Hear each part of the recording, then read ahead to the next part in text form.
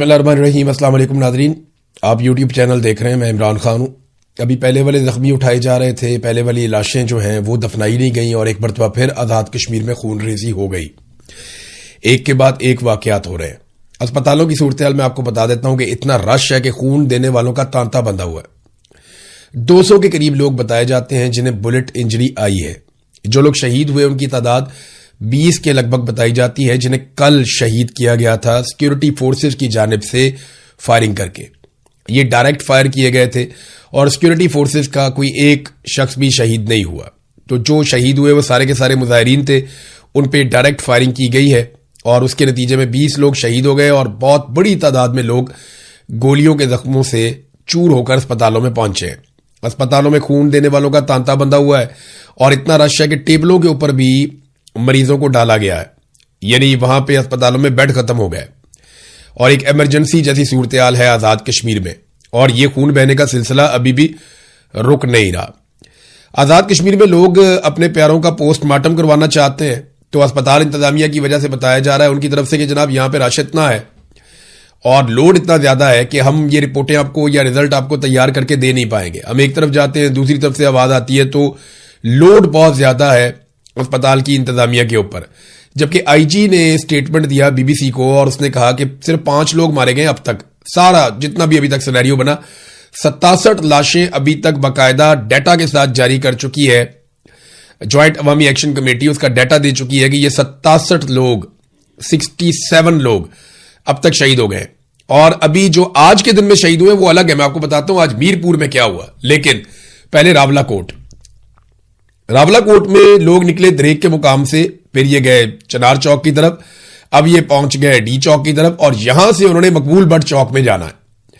अगर ये मकबूल बट चौक पहुंच जाते हैं, यहां पे भी सिक्योरिटी फोर्सेस बहुत बड़ी तादाद में मौजूद हैं और ये पैदल जाएंगे। ये अगर मकबूल बट चौक पहुंच जाते हैं तो फिर रावलाकोट पे तो एक तरह से कंट्रोल हो जाएगा इनका और उसके बाद इन्हीं लोगों ने आगे मुजफ्फराबाद की तरफ बढ़ना है। लोग कम नहीं हो रहे, सिर्फ वो लोग कम हुए जो खून देने के लिए अस्पतालों में गए हैं या वो लोग कम हुए जिन्हें गोलियां लग गई हैं। बाकी लोग हजारों की तादाद में, बहुत बड़ी तादाद में ज्वाइंट अवामी एक्शन कमेटी के एहतजाज में शामिल है। खवातीन भी निकलकर एहतजाज के अंदर शामिल होने के लिए आई हैं और वहां पे जो मुकर्रीन है उन्होंने कहा जी हम ना तो हथियार उठाएंगे ना वापस जवाबी कार्रवाई करेंगे, हम सीधा सीधा अपना एहतजाज करेंगे और अपने सीने पेश करेंगे। ये गोलियां मारते हैं तो मारते रहे। और लगातार हम देख रहे हैं कि गोलियां चल रही हैं और रियल बुलेट्स हैं, यानी वो गोलियां जो बॉर्डर के ऊपर इंडिया पाकिस्तानी फौजियों को मारता है और पाकिस्तानी फौजी इंडियन फौजियों को मारते हैं, वो वाली रियल बुलेट्स पाकिस्तानी शहरियों पे या कश्मीरी शहरियों पे चलाई जा रही हैं। बहुत ही अजीब सूरत हाल है। अब आ जाए जरा मीरपुर में क्या हुआ। कल जो कुछ भी रावलाकोट में हुआ उसमें कुछ नौजवान शहीद हो गए जिनका ताल्लुक था मीरपुर से। तो मीरपुर में एक लोगों की रैली निकली और उन्होंने कहा जी हम इज़हार यकजहती करेंगे उन नौजवानों से जिन्हें शहीद किया गया रावलाकोट में। अब ये रैली निकल के बाजार में से, सड़क से, मेन शाहरा से गुजर रही थी तो इनके ऊपर सीधे फायर कर दिए गए सिक्योरिटी फोर्सेस की जानिब से। वहां कई लोग जख्मी हो गए और 6 लोग मौके पर ही शहीद हो गए। वो लाशें सड़कों पे पड़ी हुई थी। एक नौजवान ने छत से वीडियो बनाई है, लाशें कितनी देर तक सड़कों पे पड़ी रही। वहां पे उन्हें उठाने वाला कोई नहीं था, लगातार फायरिंग हो रही थी, लोग जख्मी थे और वो तड़प तड़प के सड़क पे अपनी जान दे रहे थे। वहां पे लोग शहीद हो गए। 6 लाशें आकर उठाई सिक्योरिटी फोर्सेस के लोगों ने। ये नकाबपोश लोग थे, इन्हें पीछे से बुलवाया गया, सादा कपड़ों में मलबूस थे, नकाबपोश थे और ये डबल केबन डाले और इस तरह की गाड़ियों में आए और उन्होंने इंसानों को जानवरों की तरह उठा के गाड़ियों में फेंका। वो जो डेड बॉडीज पड़ी हुई थी सड़कों पे, जो शहीद पड़े हुए थे, उनको उठा के गाड़ियों में फेंका और लेकर चले गए। अब कश्मीरी ये वाले मनाजिर देखने के बाद कह रहे हैं कि इसी तरह हमारी लाशें पहले भी गायब की गई हैं।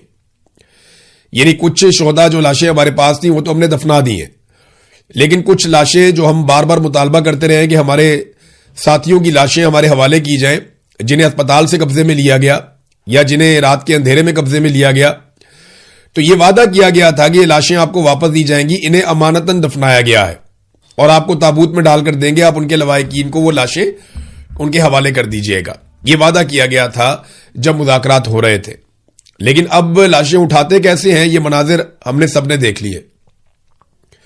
सड़क के ऊपर लोग पड़े हुए हैं, और उन्हें गोलियां लगी हुई हैं और वो एक एक करके जान दे रहे हैं, शहीद होते जा रहे हैं। उसके बाद पीछे से सिक्योरिटी फोर्सेस की गाड़ियां आती हैं, सादा कपड़ों में नकाबपोश उतरते हैं, वो लाशें उठाकर गाड़ियों में डालते हैं और निकल जाते हैं। ये मनाजिर हम मकबूजा कश्मीर में भी नहीं हमने देखे कभी, जो मनाजिर हम इस वक्त आजाद कश्मीर में बदकिस्मती से देख रहे हैं। आसिम मुनीर साहब की जो पॉलिसी है वो पाकिस्तान को वहां ले आई जो हम कभी सोच भी नहीं सकते थे, यानी इक्तदार की एक ख्वाहिश, हमेशा रहने की ख्वाहिश, कुर्सी मेरे से कोई ना ले पाए, मैं अपनी हुकूमतें बनाऊंगा, मैं पाकिस्तान को कंट्रोल करूंगा, मैं अपने लोगों को तरक्की दूंगा, अपने लोगों को आगे लेकर आऊंगा, तमाम इदारों में मेरे हमायती लोग बैठेंगे, मैं अपने तमाम मुखालिफिन को कुचल दूंगा, ये मुल्क वैसे चलेगा जैसे मैं चाहूंगा। ये जो ख्वाहिशात हैं, इन ख्वाहिशात ने बेड़ा गर्क कर दिया पाकिस्तान के पूरे स्ट्रक्चर का। आपकी तरक्की मुकम्मल तौर पर रुक चुकी है। पाकिस्तान के अंदर मईशत का पहिया जाम हो चुका है, बिल्कुल जरा सी भी मईशत आगे नहीं बढ़ रही। सरमायाकारी खत्म हो गई पाकिस्तान में, पाकिस्तान की आलमी सतह पे क्रेडिबिलिटी भी नहीं रही। इंसानी हकूक की पामालियों में पाकिस्तान का दुनिया में नाम बन रहा है। पाकिस्तान का पासपोर्ट बदतरीन पासपोर्ट की लिस्ट के अंदर चला गया है। सिर्फ आसिम मुनीर की एक ताल्लुकदारी डोनाल्ड ट्रंप से बनी है और इसके नतीजे में अभी तक एक अमान मिली हुई है कि कोई हमें कुछ कहता नहीं है।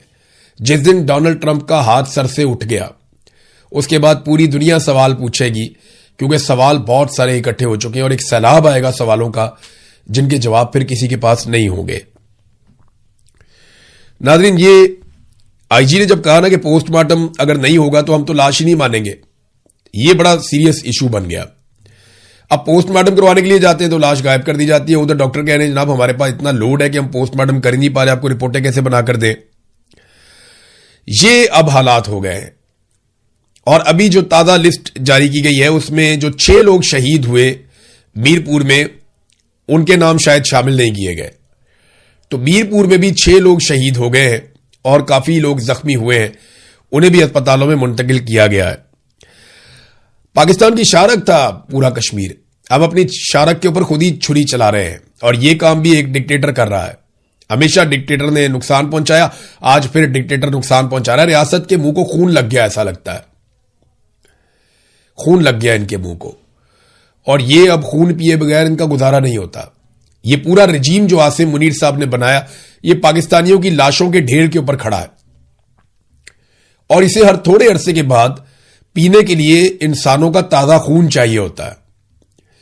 कभी इन्हें 9 मई पे खून में असर आ जाता है, उसके बाद इनको डी चौक में खून में असर आ जाता है, उसके बाद ये खून पीते हैं मुरीदके में, फिर कश्मीर में खून पीते हैं, फिर दोबारा खून पीते हैं जब आयतुल्लाह अली खामनाई की शहादत होती है ईरान में, लोग निकलते हैं एहतजाज करने के लिए, अहले तशी उनका खून पीते हैं, फिर कश्मीर में खून पिया जाता है और अब लगातार 2 दिनों से खून पीते पीते खून की जरूरत बढ़ती जा रही है। ऐसा लगता है डोज बढ़ती जा रही। पहले कम लोगों को मारते थे, अब ज्यादा लोगों को मारते हैं। पहले देर देर के बाद मारते थे, अब जल्दी जल्दी मारते हैं। तो ये रियासत और इसके इदारे एक खून आशाम बनते चले जा रहे हैं और सियासतदान बैठकर तमाशा देख रहे हैं। जिनकी जिम्मेदारी है ना, वो अगर बैठ के तमाशा देखेंगे और ये सोचेंगे जनाब कहीं मैं ना पकड़ा जाऊं, मेरा कारोबार ना बंद हो जाए, मेरी सियासत ना खत्म हो जाए, मेरे बच्चे ना बर्बाद हो जाए, पूरा मुल्क ही बर्बाद हो रहा है। जब आप सियासत में आए थे ना तो आपको यह सोच कर आना था कि मैं अपने मुल्क की खातिर अपनी जिंदगी दे रहा हूं, तो फिर अब आपको पीछे हटने का कोई हक हासिल नहीं है। लोगों ने आप लोगों को वोट डाले हुए, निकले और निकल के आवाज उठाएं। फजल रहमान की जिम्मेदारी है, एएनपी की जिम्मेदारी है, पीपल्स पार्टी के अगर कोई लोग अब भी उनके अंदर इंसाफ बाकी है तो उनकी जिम्मेदारी है। पीएमएलएन ने तो मायूसी कर दिया, बेड़े ही गर्क कर दिया पकड़ के। पीटीआई के लोगों को खड़े होना चाहिए फौरी तौर पे। बाकी तमाम पॉलिटिकल पार्टीज को मिलकर आवाज उठानी चाहिए जुल्म और बर्बरियत के खिलाफ और इनको आजाद कश्मीर में जाना चाहिए और लोगों के साथ इजहार यकजहती करना चाहिए। पीएमएलएन से मायूसी क्यों है ये जरा देखें ना आप। ख्वाजा आसिफ का स्टेटमेंट आप देखें, ये पाकिस्तान का वजीर दिफा है और वजीर दिफा का बयान देखें। मुझे एक मेरे दोस्त हैं कश्मीरी, उन्होंने ये स्टेटमेंट भिजवाया, उन्होंने कहा जी दिल ही टूट गया है ख्वाजा आसिफ की ये बात सुनकर। मैं बताऊंगा कौन लोग हैं जिन्हें गोलियां लगी हैं। अभी बताता हूं आपको एक ऐसा वाकया सुनाता हूं कि आपको हैरत होगी कि ये कर क्या रहे हैं। एक और जर्नलिस्ट हैं, बड़े अच्छे जर्नलिस्ट हैं, उनका मुझे फोन आता है, वो रोना शुरू हो गए। मैंने कहा रोते क्यों? वो कहते जी मैं आजाद कश्मीर से हूं। मैंने कहा फिर? कहते जी हम आवाज ही नहीं उठा सकते। कहते इमरान भाई अपने आप से घिन आ रही है। मुझे एक सहाफी ने फोन करके कहा जो कश्मीरी है, उसने कहा जी मुझे अपने आप से घिन आ रही है, मुझे अपने आप से नफरत हो रही है, मैं सच बोल ही नहीं सकता हूं। कोई इदारा सच चलाने को तैयार ही नहीं है। वो बेचारा इदारे पे काम करता है, सोशल मीडिया का इतना बड़ा नहीं है, लेकिन वो कहता है जी कोई इदारा सच चलाने को तैयार ही नहीं है। अपने आप से घिन आ रही है, अपने आप से नफरत हो रही है कि इतना बड़ा जुल्म हो गया, मेरे भाई मार दिए और मैं आवाज नहीं उठा सकता, मैं बात नहीं कर सकता। तो मैंने उससे कहा, मैंने कहा हम उठाएंगे आपके हिस्से की आवाज भी, ये बोझ हम उठाएंगे, हम जोर लगाएंगे और एक वक्त आएगा इंशाल्लाह आप सब बोलेंगे। एक वक्त आएगा आप सबको बोलना पड़ेगा, लेकिन जब सब मिलकर बोलेंगे तो फिर जुल्म नहीं हो पाएगा। इसलिए बारी बारी सबकी बारी, ये मैं कहता रहता हूं कि आप सबकी बारी आएगी, एक एक करके आप सबको मारा जाएगा, एक एक करके आप सबकी इज्जत पे हाथ डालेंगे, एक एक करके आप सबकी चादर और चार दीवारी का तकद्दुस पामाल करेंगे, एक एक करके आपके घरों में घुसेंगे। ये आज भी मौका है, इकट्ठे होकर इनका मुकाबला करो, वरना ये जायंट बनता जाएगा, ये एस्टेब्लिशमेंट इतनी ताकतवर हो जाएगी कि फिर आप इसको रोकना आपके लिए मुसीबत बन जाएगी, फिर बहुत ज्यादा कुर्बानी देनी पड़ेगी। आज अगर आप लड़ेंगे तो आपको कम कुर्बानी देनी पड़ेगी। जितना वक्त गुजरेगा, जितना खून आप इस बला को पिलाएंगे, ये उतनी ताकतवर और बड़ी होती चली जाएगी, फिर ये ज्यादा खून पिएगी और ज्यादा ताकतवर हो जाएगी और फिर आपको इसको रोकने के लिए ज्यादा बड़ी कुर्बानी देनी पड़ेगी। आज रोक लो, कम नुकसान होगा, कल रोकोगे और नुकसान होगा, उसके बाद रोकोगे ये और ताकतवर हो जाएगी आपका खून पीकर, फिर और नुकसान होगा। तो बारी बारी सबकी बारी। ये ख्वाजा आसिफ को बात समझ नहीं आएगी, ये रिसीविंग एंड पे रहे हैं। मुस्लिम लीग नून एक दौर में रिसीविंग एंड पे रही है, पीपल्स पार्टी भी रही है, लेकिन इनको ये बात समझ नहीं आएगी। ये इक्तदार के झूले में बैठे हुए हैं। जिस तरह वो डीसी की आपने देखी थी ना वीडियो कि वो झूले ले रहा था बात करते हुए, तो ये सारे इक्तदार के झूले में बैठे हुए, इन्हें बिल्कुल समझ नहीं आएगी। ख्वाजा आसिफ से जब सवाल किया गया तो उसने कहा रावला कोर्ट में एहतजाज करने वालों के खिलाफ कार्रवाई हो रही है। वो लोग जिस तरह पाकिस्तान दुश्मनी का इजहार कर रहे हैं, कब कर रहे हैं यार, खुदा का नाम लो यार। तो मैं नहीं समझता कि उनका पाकिस्तान के साथ कोई ताल्लुक है, यानी कश्मीरियों को डिसोन ही कर दिया कि इनका पाकिस्तान से कोई ताल्लुक नहीं है। वहां पे लोगों ने वोट नहीं डाला निकल के, 10-15% लोग मैक्सिमम निकले होंगे। ये झूठ बोलते हैं कि ज्यादा लोग निकल आए, तारीखी तौर पे कम टर्न आउट रहा, लोगों ने वोट ही नहीं डाला। तो लोगों ने इनको डिसोन किया। सारे लोग खड़े हुए ज्वाइंट अवामी एक्शन कमेटी के साथ और ये कह रहे हैं कि इनका पाकिस्तान से ताल्लुक ही कोई नहीं है, ये भारतीय स्पॉन्सर्ड लोग हैं।